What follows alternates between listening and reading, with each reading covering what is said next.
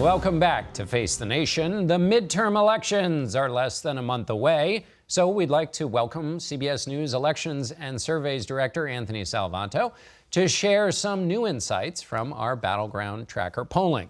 All right, Anthony, let's start with the top big insight. What's going to happen to the House? Well, at the moment, we've got the House with the Democrats getting over the 218 seats that they would need to take it if the election were today. Right now, we've got them at 226 seats in our model. That number has been creeping up slowly over the course of the summer, as long as we've been doing these battleground trackers. But it is still very heavily dependent on at least two things for the Democrats. And I can't emphasize this enough. It's dependent on turnout among people who don't typically vote in midterms, and it's dependent on a few meaningful crossover voters coming from having voted for Donald Trump to voting Democrat now. Okay, so just to remind people, you're not saying that it is chiseled in stone that Democrats will take the House. You're saying right now, as trends go forward, it looks like the Democrats have a shot. Run me through those two scenarios and how they play out. Yeah, what we did with this was, because we want to emphasize for people that we're defining a range of possibilities here, especially still weeks out, we actually took the model and we reran it with these scenarios. One, how many seats could the Democrats conceivably get if everything breaks their way? If all of these folks really do show up, if all of these groups that they're dependent on, these younger voters, these women voters, all do stay the way they are in the polling. And the first group you're talking about are people who don't usually vote in midterm elections. That's right. This is the scenario actually they do this time. Actually, they do. They make good on what they're telling us, on what most of them are telling us in the polling. Now, if we put that in the model, it goes as high as 235 seats, so they get a little bump from that. However, let's suppose they don't show up, and that's a reasonable assumption because they haven't done this before, and frankly, sometimes people do over-report this turnout propensity in the polling, right? So if they don't show up, these are folks who maybe they voted in a presidential, but they didn't typically vote in the last midterms in 2010 and 2014.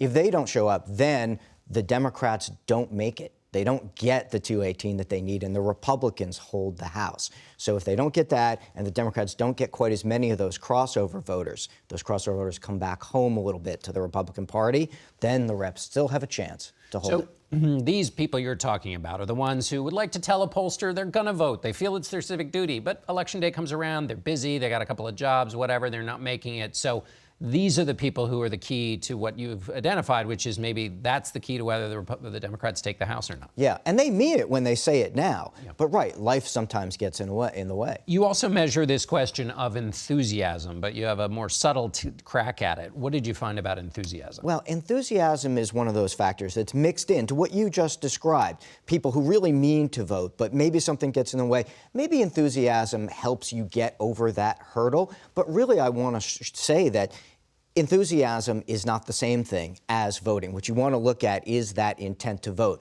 Look, you can only push that lever so hard. You can push it enthusiastically, or you can just kind of give it a click. It's still one vote.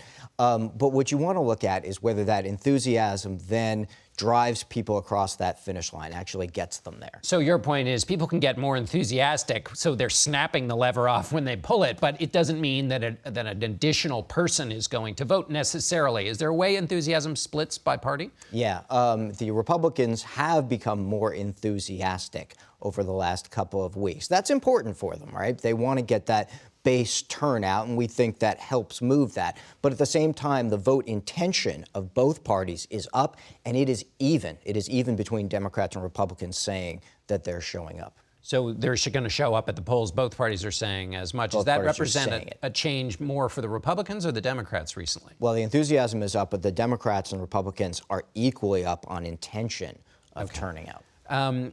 Now, let's go to the groups within the polling. What are you learning and seeing about women and men and the so-called gender gap? Right. Well, the gender gap is up, and that means there's an increasing difference between how women are voting, in this case more heavily for the Democrats, and how men are voting, in this case more heavily for the Republicans. So we looked at why this is, and one of the reasons is that women are among this group that are heavily cross-pressured this year. They say that they think the economy is doing well. Normally, that would advantage the party in power, the Republicans.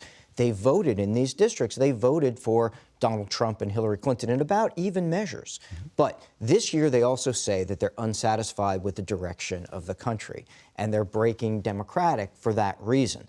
They also tell us that they feel like the Republican Party works against the interests of women and more for the interests of men. So on a personal level, as a group identifier, a group affiliation, you see them breaking more heavily Democratic right now. What did we, if anything, learn about what the hearings of Justice Kavanaugh did to affect either women, men, enthusiasm? There were a lot of claims made. What does the data show? It inserted a lot of anger. We see anger up on both sides. We see Republicans saying they're increasingly angry about the prospect of the Democrats winning, Democrats saying they're increasingly angry about the prospect of the Republicans winning. Now, anger does also correlate with intention to turn out. When you feel more passionate about something, you're more likely to go and do it. So that's one determinant of turnout for certain. Did it change anybody's mind, though? No. It does not appear like it changed anybody's mind. It appeared to just cement what people already thought going in.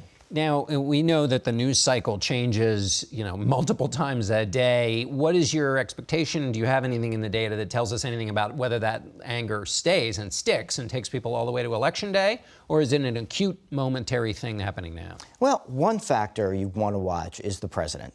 We are on pace now for the president to be a factor in people's voting at really what would be historic levels. So typically, a majority, maybe a slight majority of people who vote in midterms say that the president's a factor in their vote, either for or against. But this year, we've got many more voters saying that they feel like the president is a factor, either for or against. In fact, it's relatively split. But there's no question that he is on the ballot, so to speak, or at least in the minds of voters when they're going to the polls this year. He says he wants it to be a referendum on him, and it turns out the voters are seeing it, though. Very much so. Like I said, at historic levels at this point. All right. Anthony Salvanto, thank you so much for breaking it all down for us. We'll be seeing a lot of you in the next 20 days. Thanks. Indeed. Thanks, John. And we'll be right back.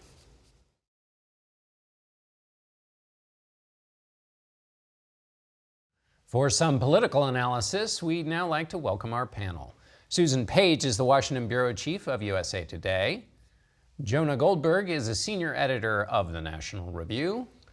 And Susan Glasser writes about the presidency and foreign policy for The New Yorker. Susan Glasser, I want to start with you on the question of Jamal Khashoggi. Put all the pieces in order for us of this issue, why it's a challenge for the White House, and what you expect next. Well, first of all, look, this is a story I think that really has captured the attention of Washington and many capitals around the world, because it seems to so directly implicate not just this horrific question of this Saudi dissident journalist who's in self-imposed exile here in the United States, writing column for the Washington Post. He's broken with the leadership of Saudi Arabia, and it appears to be a very personal feud with the young crown prince, Mohammed bin Salman. But that's also why it's a Washington story. President Trump, and in particular his son-in-law Jared Kushner, have made the relationship extremely personal with Saudi Arabia. They've doubled down on America's traditional alliance with the Saudis. Jared Kushner has forged a personal relationship with MBS, as he's known, overriding concerns of many here that, in fact, he was not so much a liberal reformer as someone consolidating power and cracking down on dissidents. So you see this case kind of bringing all those concerns together. And there's a real question, of course, of the judgment of the Trump administration and also the politics. Right. And Susan, speaking of the politics, the president came right out and said this is about jobs, potentially. He says $110 billion in orders from the Saudi Arabia, which is, that's orders to come, not already booked. But, and that's really, he said, I wouldn't want to do anything that would endanger that. But other policymakers may have other views on what price are you willing to put on the life of a U.S. resident who is a dissident journalist who is lured to his country's embassy and then dismembered, we believe, and with the idea that there may be recordings of this, I think escalates this. It's been no surprise to anybody in Washington that Saudi Arabia has a very questionable record when it comes to human rights.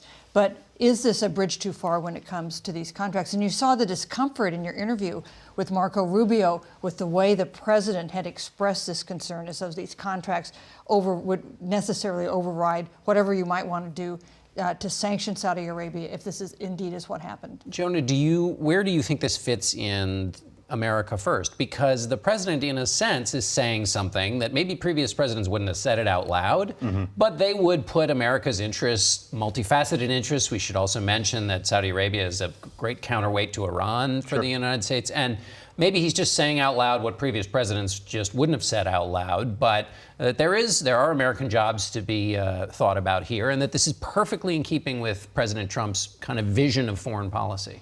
I think it is perfectly in keeping. And, when he says, I don't want to jeopardize this $110 billion in orders, I wish someone would ask him, okay, so how many journalists does Saudi Arabia get to kill before it might jeopardize it, right? I mean, this is a problem with the rhetoric, and it's also a problem with the relationship.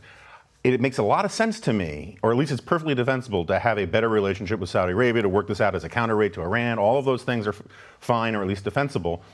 But it has to be, when you get into this situation, it is clear that no one communicated to Saudi Arabia that if we're going to go down this path, you cannot embarrass us or put us in a situation like this. And so now we're at this stage where there are no really very good options. The White House is in a bind on this, and it's because they went down this cul-de-sac to begin with without a proper line of communication. Someone led the Saudi Arabian government to believe that they could get away with this, that this wouldn't be a problem, and that's why it's a mess now. And Susan, maybe some people are arguing what led the Saudis to believe this is not a lot of scolding on what is happening in Yemen, and that there's a pattern here of basically saying either explicitly or implicitly, we're not going to mess with your sovereignty. Absolutely. I think this is going to emerge as a case study of why words do matter in the Trump presidency. And Jonah's point is a very important one. What have we seen that's different from President Trump from his predecessors, Democrat and Republican? I would say that it's so much more of a transactional view of America's position in the world. And that is something that's quite different. Certainly, you've had criticism of even Barack Obama for not emphasizing human rights as much as others. But you've never had a president before who called journalists the enemy of the people. Now, if you are the Crown Prince of Saudi Arabia, do you think you might factor that into your calculation about what you could do with this particular dissident journalist when you have your good friend and ally, the president, say that journalists are enemies of the people? I think it's a really interesting example. Also, values no longer figures in American foreign policy in the way that it has in the past. Although the president was visited yesterday by Pastor Andrew Brunson, who was released from Turkey based on pressure the president had put. And so the president's supporters are rightly pointing out that were it not for the president, he'd still be in jail. And the president notes correctly that he has gotten several people who had been held in North Korea and elsewhere, and got them returned to the United States, and that's a fair point. Although the bizarre element of that moment, I thought, was not the prayer, because understandably the pastor would say a prayer of gratitude of being back, but the president then asking him, "Let me ask you, did you vote for me in 2016?" When, of course, he was imprisoned in Turkey. Well, and it's, again, your supporters. The thing is not that, human rights has become another tool in the partisan arsenal, I think is the big transition there. That's a great example of it. Right. Jonah, let me switch topics here to a departure from the administration. UN Secretary Nikki Haley is leaving. It was extraordinary this week to see an event at the White House where she said, "I've had a great time," and it was all quite orderly. We have not seen all departures from the administration happen in an orderly fashion. What do you make of it? Yeah, it's great. She wasn't left on a tarmac, for example.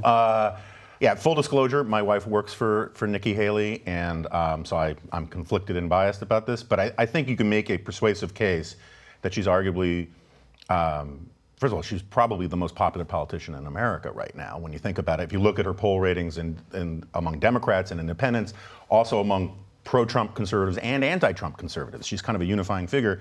And I think her timing in all of this was, either lucky or brilliant. No other person who has worked for the Trump administration has seen their reputation enhanced in the process.